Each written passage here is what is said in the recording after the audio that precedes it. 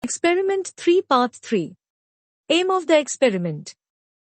To perform and observe the action of copper sulphate solution on iron nails.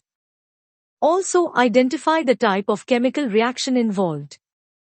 Apparatus and materials required.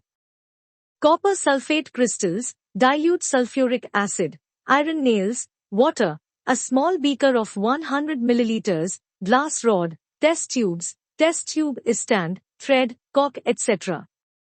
Procedure. Take 2 identical nails and clean them thoroughly with sandpaper.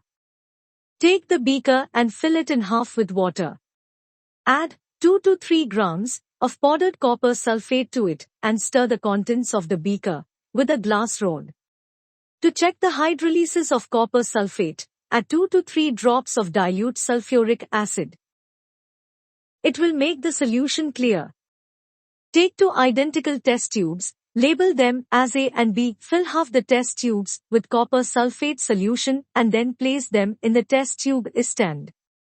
Tie 1 iron nail with a thread and immerse it carefully in copper sulphate solution in test tube B, using a cork. Keep the other nails separately for comparison. Take out the iron nail from the copper sulphate solution after 15 minutes.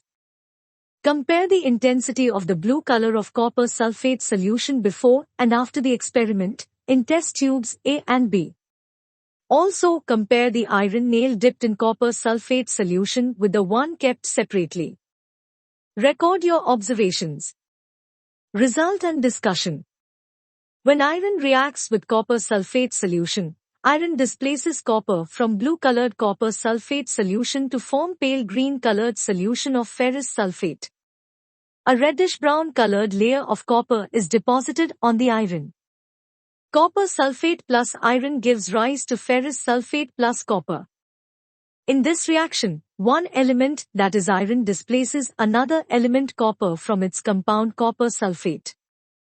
Hence, it is a displacement reaction.